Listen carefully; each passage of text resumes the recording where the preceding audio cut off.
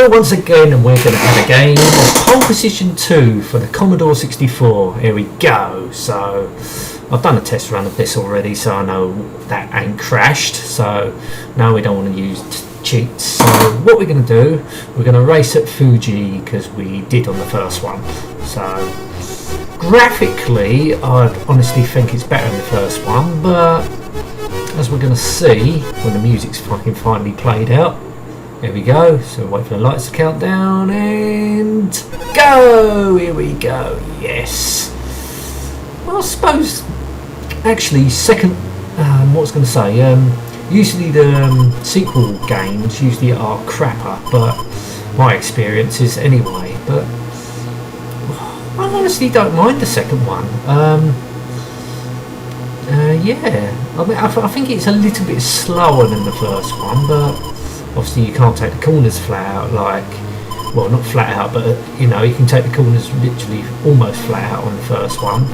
This one is more, you know, realistic, you should say. Ah, fucking hell. But the collision detection on this, I've noticed, ain't always spot on, which is a shame, but overall the game ain't bad. I'm not going to slate it too much because it ain't bad. So we've done a lap. Oh, what am I talking about? Fucking done a lap. We're qualifying, but I qualified first. Yes, again. I'll ignore that. Yeah. So on the first game I had, and the second game, oh fucking hell. Yeah, we'll ignore that too. Right, here we go. So now this is the race. So away we go. So once again we got our high and low gears, typical arcade style with the time and everything. So really, that, you know, graphics are different obviously, but not really much has changed from the first one. I mean, it's the same sort of concept. Well, you wouldn't expect it to be any different really. But you get a choice of 4 tracks. Ah, fucking hell. That's the only thing I have noticed, maybe, yeah. But the concept of the game is pretty much the same. I think it was in the arcade too, but I can't remember the arcades too well, because I have played Pole Position 2, but it was such a while ago. I can't remember what the game, it was a racing game, but it was like the first one, but, you know, perhaps it had little bits of differences, but probably back in the day, oh, fucking hell. Probably back in the day, even you know, a selection of courses was a major change back in the early 80s, like 82 to 83 time. You know, a selection of tracks probably was revolutionary back then. But so I'm not going to criticise the game at all, really, because back in the day, you know, even a little slight change was, you know, pretty dramatic, pretty big. Oh, fucking hell, I was going to get through that. Yeah, as I say, the collision detection, I'd say, ain't perfect on this game, which is really a shame, but overall, controlling the car ain't too bad. You know, you've got to slow down for the corners, slow down, and, you know, you don't want to hit the other cars, so, ah, fucking hell, like I just did there. So I'd say they've tried to make it a little bit more realism with this version, but still arcade, of course. But no, I'm not going to complain about it. Oh, fucking hell. Except the only thing you can complain about is my poor driving. Well, I've got a fucking excuse. This is the first time I'm actually playing this game for real. So, well, tough if you don't like it. This is out. Don't want to get on the grass, it slows you down. Yeah, I'm enjoying this. Ah, fucking hell, I'm not enjoying crashing though.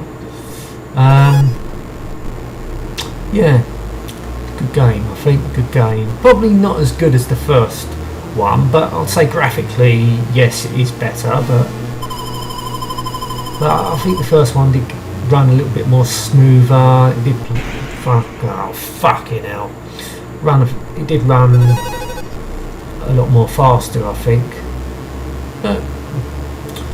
Not complaining. This was done actually by a different company. there's a fucking crash again. I think it was Mindscape that done this. And Mindscape are known, well, my experience anyway, I think they did, no, they didn't do,